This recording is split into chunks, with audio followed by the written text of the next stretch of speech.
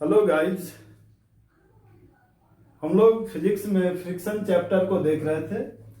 Friction chapter में हम लोग फ्रिक्शन का डिफिनीशन, टाइप्स ऑफ फ्रिक्शन, इसमें हम लोग static friction, limiting friction, kinetic friction, ये तीनों फ्रिक्शन को हम लोग देख चुके थे। इस पर एक बार फिर से डिस्कशन कर देता हूं। उसके बाद लॉ ऑफ फ्रिक्शन देखना है। लॉ ऑफ फ्रिक्शन क्या है, क्या रूल है। उसके बाद angle of repose, angle of contact, ये सारे चीज को देख करके उसके बाद एप्लीकेशन को हम लोग सीखेंगे। एप्लीकेशन के बाद न्यूमेरिकल्स को बनाएंगे। हाँ, तो सबसे पहले हम लोग स्टैटिक फ्रिक्शन में क्या देखे थे कि स्टैटिक फ्रिक्शन में कोई भी बॉडी पर हम लोग फोर्स लगाते हैं, कोई भी बॉडी पर हम लोग फोर्स लगाते हैं तो बॉडी मूव नहीं करता है। इसको सेल्फ एडजस्टिंग फोर्स फ्रिक्शन भी बोलते हैं, क्योंकि इतना ही फोर्स लगाना है जिस पर वो बॉडी नहीं चलता। यानी कि इसमें फ्रिक्शन का वैल्यू क्या होता है, ग्रेटर होता है, सबसे ज्यादा होता है। जैसे कोई दीवार पर हम लोग फोर्स लगाते हैं तो क्या दीवार चलने की स्थिति में या चलता है, नहीं चल पाता है।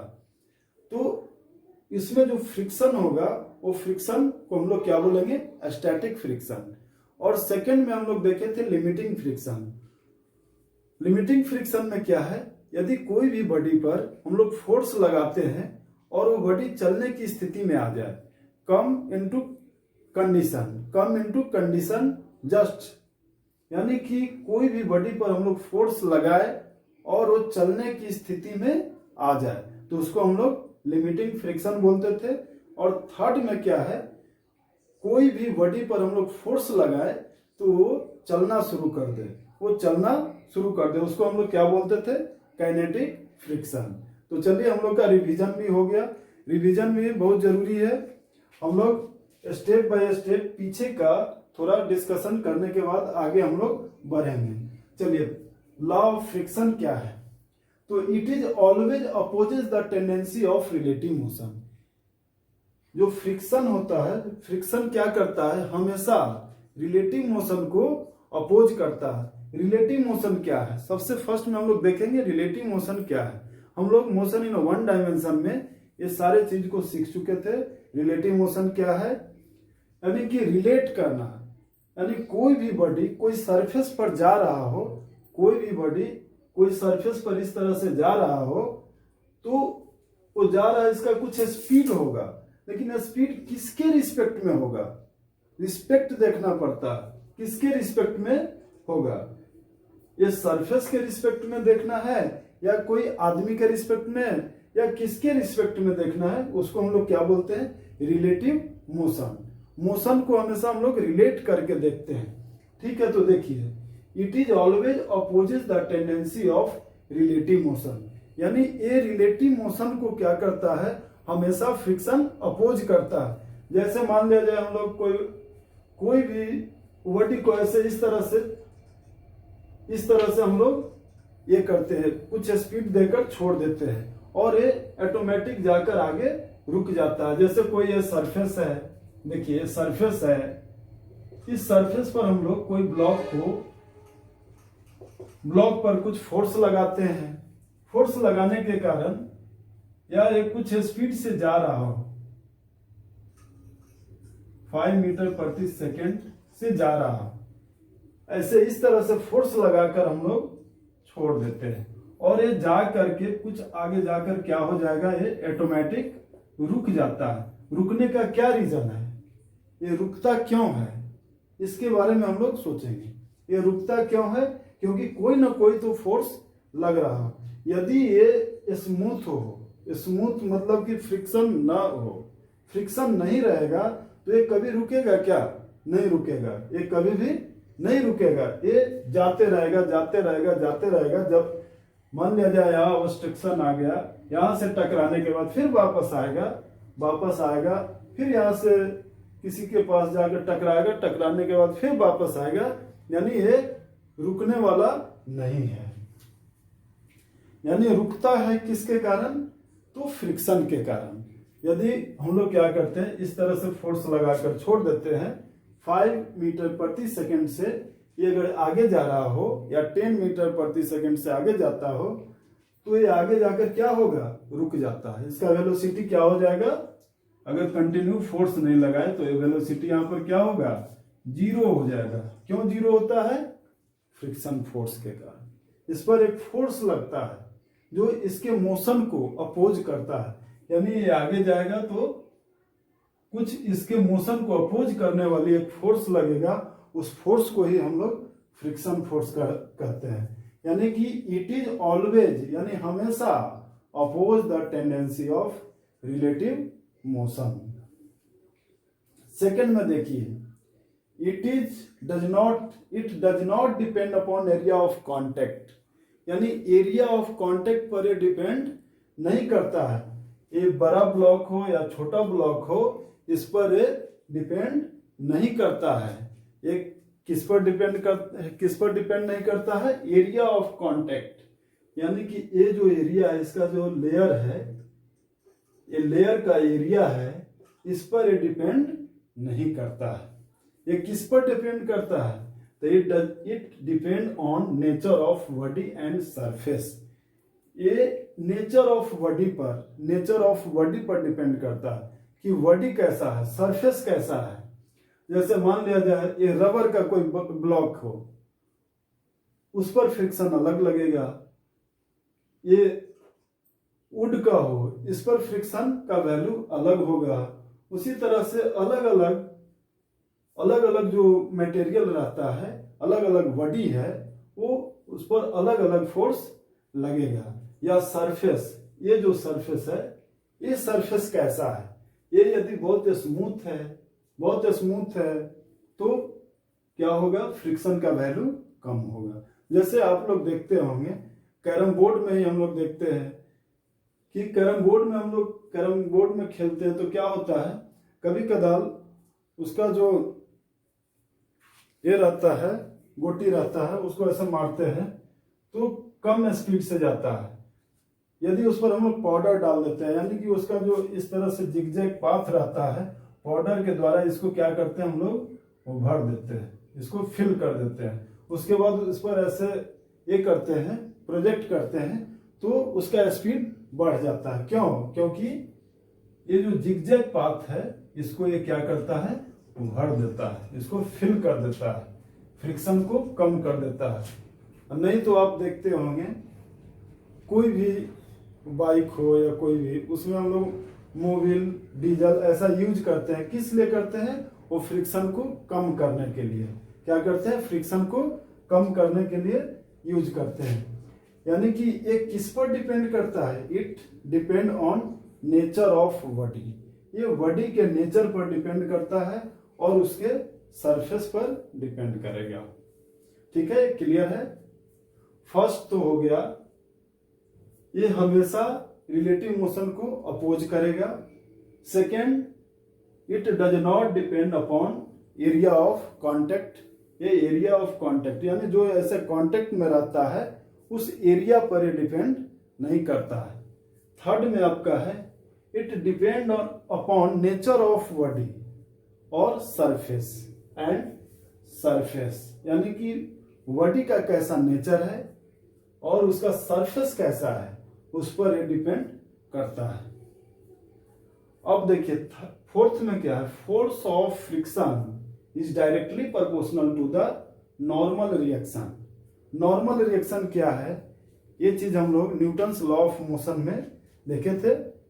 न्यूटन्स लॉ, अगर नॉर्मल रिएक्शन के बारे में आप नहीं जानते हैं तो आप मेरा न्यूटन्स लॉ ऑफ मोशन का वीडियो देखिए, उसमें नॉर्मल रिएक्शन के बारे में बताया गया है, लेकिन मैं अभी यहां भी डिस्कस कर दूंगा।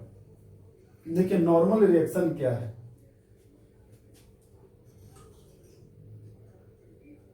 ये कोई भी सरफेस पर यदि ये ब्लॉक रखते हैं इस तरह से, जिसका मास m हो, तो ये सरफेस के, ये जो सरफेस है, इस सरफेस के परपेंडिकुलर इस पर एक फोर्स लगता है, इस ब्लॉक पर एक फोर्स लगता है।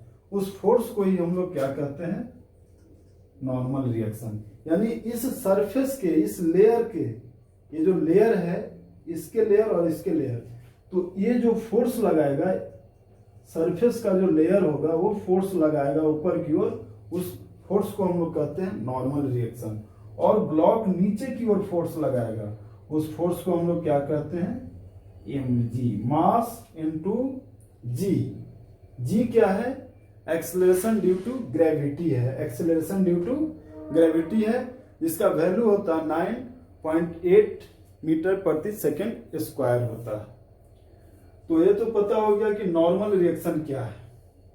जब एक बॉडी दूसरे बॉडी पर रखा हो तो ये बॉडी यानी जो सरफेस पर रखा है, सरफेस इस ब्लॉक पर जो फोर्स लगाएगा उसको हम लोग नॉर्मल रिएक्शन बोलेंगे, और जो ब्लॉक नीचे की ओर फोर्स लगाएगा सरफेस पर उसको हम लोग mg, जिसको वेट भी कहते हैं, ये मास इनटू ग्रेविटी होता है। यानी ये क्या होता है, force of friction is directly proportional, force of friction, ऐसा force of friction is directly proportional to the normal reaction, normal reaction.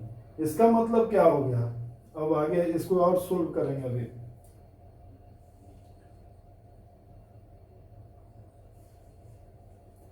n किसके इक्वल है, n इक्वल टू क्या हो जाता है यहाँ पर, n इक्वल टू mg, यानी n के जगह हम लोग क्या लिखेंगे, mg, यहाँ पर क्या लिखेंगे, mg, नॉर्मल रिएक्शन।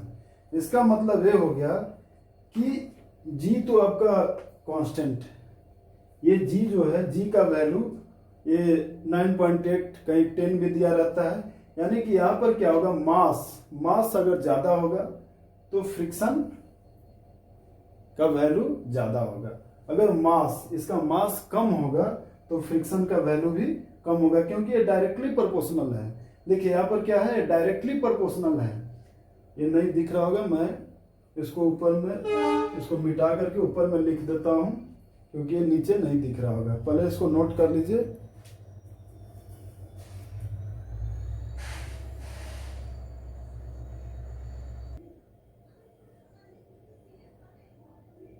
हाँ देखिए, ये ब्लॉक रखा है, ऊपर में नॉर्मल रिएक्शन, नीचे में mg, friction is directly proportional to normal reaction, friction is directly proportional to n equal to क्या, mg, ये वैल्यू रखेंगे, और फ्रिक्शन इक्वल टू, अब देखिए ये प्रोपोर्शनल को हटाएंगे तो एक म्यू आएगा, म्यू, इसको म्यू बोलते हैं, म्यू mg, ये फॉर्मूला आ गया। और म्यू क्या है, कोफिशिएंट ऑफ फ्रिक्शन, एक कांस्टेंट वैल्यू होता है, हर मेटल के लिए, हर ब्लॉक बॉडी के लिए अलग अलग ये वैल्यू आएगा, म्यू का वैल्यू हर बॉडी के लिए, वुड के लिए अलग होगा, मेटल के लिए अलग होगा। जैसे मेटल पर मेटल ऐसे स्लाइड कराएंगे तो वहां पर म्यू का वैल्यू अलग होगा। यदि कोई सरफेस पर कोई भी, जैसे वुड को ऐसे स्लाइड कराते हैं तो उसका म्यू का वैल्यू अलग होगा, या आयरन पर वुड को स्लाइड कराएंगे तो उसका म्यू का वैल्यू अलग होगा। यानी हर जगह म्यू का वैल्यू क्या होगा, चेंज होगा। कब चेंज होगा, जब ये बॉडी का नेचर चेंज होगा। यानी ये किस पर डिपेंड करता है, बॉडी के नेचर पर, सरफेस का नेचर पर। तो इसको पहले एंट्री कर लीजिए, उसके बाद इसको अभी हम लोग आगे देखते हैं।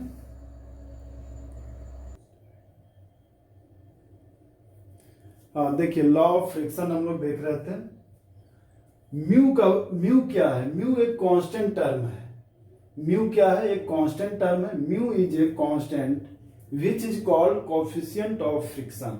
इसको हम लोग क्या बोलते हैं, coefficient of friction. It is unitless and dimensionless quantity. इसका कोई यूनिट भी नहीं होता है, ना डायमेंशन होता है। फ्रिक्शन मैक्सिमम किसमें होता है, तो mu s by N.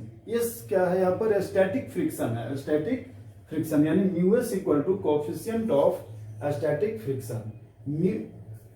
Friction k equal to mu k N, यानी म्यू के क्या है, कोफिशिएंट ऑफ काइनेटिक फ्रिक्शन है, काइनेटिक फ्रिक्शन। अब देखिए यहां पर म्यू का वैल्यू कांस्टेंट होता है, लेकिन हर बॉडी के लिए अलग अलग, जैसे नेचर ऑफ बॉडी है उसके लिए इसका वैल्यू अलग अलग होता है। कांस्टेंट होता है उस बॉडी के लिए वही होगा, लेकिन दूसरे बॉडी के लिए यहाँ पर चेंज हो जाएगा।